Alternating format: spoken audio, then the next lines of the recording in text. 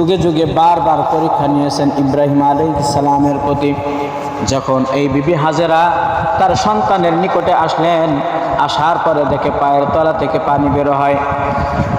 যখন দেখছেন পানি, তখন চতুর্দিকের মাটিগুলি আগায় আগায় দেয়। আর তখন তার ভাষায় সে বলতেছে জাম জাম জাম জাম। এই দুইটা শব্দের অর্থ হলো থাম থাম। বাংলায় কি? থাম থাম। আর তাদের ভাষায় বলা হয় জাম জাম। এটা কিন্তু আরবি শব্দ না, এটা হিব্রু ভাষায়। তার কারণ বিবি হাজেরা আলাইহিস সালাম তিনি অন্য দেশের মানুষ ছিলেন। তিনি তার ভাষায় বললেন জাম জাম।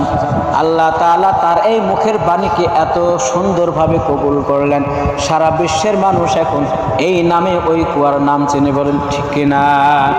আল্লাহ তাআলা তার এই নামকে এত পছন্দ করছে। যখন চতুর্দিক থেকে বেঁধে দিলেন, আল্লাহ তাআলার কুদরতের পানি যখন জমিন থেকে বের হওয়া শুরু হয়েছে, পানি আর বন্ধ হয় না। এটা তো কুদরতের পানি, ফুরাবেও না। এই পানির যখন বের হয় যতই বাঁধ দেয় কিন্তু দাঁড়ায় না। বাঁধকে উপচে সাইডে যখন চলে গেল, তৎকালীন জামানার একটা বণিক দল যারা ব্যবসার উদ্দেশ্যে এদেশ থেকে ও দেশে যাইতো, ঠিক একটা দল ওই লাইন দিয়ে যায়। চলার পথে সেই কাফেলার একজন সর্দার ছিল। তিনি যখন ওই জমজমের পাশ দিয়ে যায়, কারণ তারাও ছিল তৃষ্ণার্ত, তারা মরুভূমি এলাকা পার হয়ে যায়, কোথাও কোনো পানির ব্যবস্থা নাই। তারা যখন তৃষ্ণার্ত আসার পরে দেখে এইখানে ছোট্ট একটা কূপ, ফোয়ারা বের হয়েছে, পানি বের হয়। তার মানে এই জমজমের পানি। এই দলের কাফেলার সর্দার ডাক দিয়ে বলতেছে, ও মা, আপনি এখানে আছেন, এই কূপ কি আপনার? বলে আমরা কি আপনার এই কূপের পানি ব্যবহার করতে পারি? হাজেরা আলাইহিস সালাম বলেন অবশ্যই। তবে এই কাফেলার দলের লোকজন বলতেছে, শোনেন, আপনি যদি আপনার এই কূপের পানি আমাদেরকে দেন, এর বিনিময় চাইলে আমরা আপনাকে দিতে পারি। বলেন সুবহানাল্লাহ।